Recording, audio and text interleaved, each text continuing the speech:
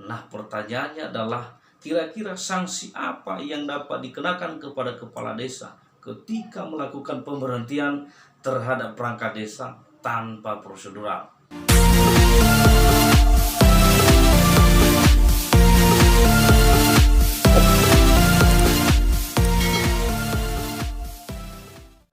Halo pemirsa, jumpa lagi dengan Bang Laia di channel Belajar Hukum Official.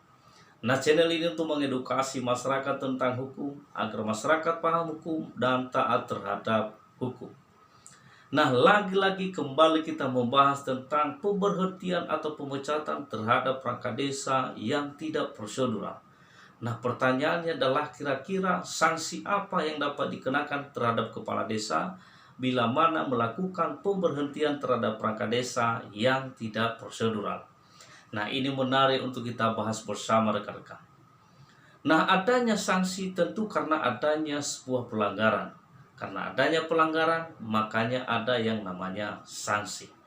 Nah, lalu kemudian pelanggaran terjadi karena adanya suatu tindakan yang dilarang oleh ketentuan-ketentuan yang telah menjadi aturan dan undang-undang. Nah, makanya ketika melanggar sebuah ketentuan yang telah menjadi aturan, maka dapat dikenakan sanksi. Nah, sama halnya ketika kepala desa melakukan pemberhentian terhadap perangkat desa tidak prosedural, maka itu adalah sebuah pelanggaran terhadap ketentuan yang telah menjadi aturan, yaitu sebagaimana yang telah menjadi larangan-larangan bagi setiap kepala desa. Nah, sebagaimana yang telah diatur di dalam pasal 29 Undang-Undang Nomor 6 Tahun 2014 tentang desa. Karena di situ telah diatur yang telah menjadi ketentuan atau larangan-larangan bagi setiap kepala desa. Nah, di situ dikatakan bahwa, biar saya bacakan ke kita, di pasal 29 ya, bahwa kepala desa dilarang yang pertama merugikan kepentingan umum, yang kedua membuat keputusan yang menguntungkan diri sendiri, anggota keluarga, pihak lain dan atau golongan tertentu, yang ketiga menyalahgunakan wewenang tugas, hak dan atau kewajibannya, berikut melakukan tindakan diskriminatif terhadap warga dan atau golongan masyarakat tertentu, berikut melakukan tindakan meresahkan sekelompok masyarakat desa, melakukan kolusi, korupsi, dan nepotisme, menerima uang, barang, dan atau jasa dari pihak lain yang dapat mempengaruhi keputusan atau tindakan yang akan dilakukannya. Berikut menjadi pengurus partai politik, menjadi anggota dan atau pengurus organisasi terlarang. Berikut merangkap jabatan sebagai ketua dan atau anggota Badan Permusyawaratan Desa, anggota Dewan Perwakilan Rakyat Republik Indonesia, Dewan Perwakilan Rakyat Daerah Republik Indonesia, Dewan Perwakilan Rakyat Daerah Provinsi dan atau Dewan Perwakilan Rakyat Daerah Kabupaten dan Kota, dan atau jabatan lain yang ditentukan dalam peraturan perundang-undangan. Berikut ikut serta dan atau terlibat dalam kampanye pemilihan umum dan atau pemilihan kepala daerah.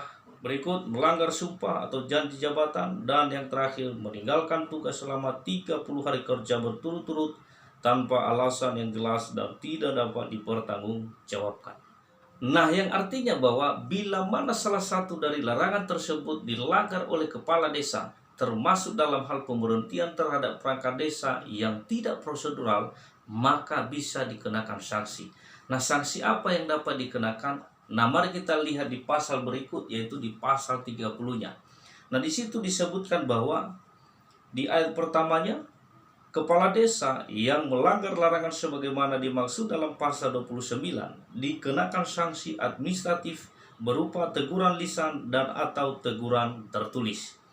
Ayat 2-nya, dalam hal sanksi administratif sebagaimana dimaksud pada ayat 1 tidak dilaksanakan, dilakukan tindakan pemberhentian sementara dan dapat dilanjutkan dengan pemberhentian.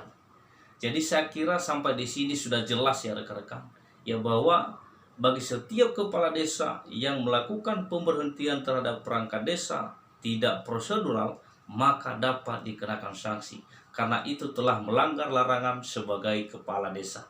Nah, sanksinya adalah seperti yang saya jelaskan barusan. Jadi saya kira demikian penjelasan singkat dari saya, semoga bermanfaat bagi rekan-rekan sekalian. Bila ada yang masih kurang jelas, silakan berikan komentar di bawah video ini. Sampai ketemu pada video saya berikutnya. Markus, mari kita kupas.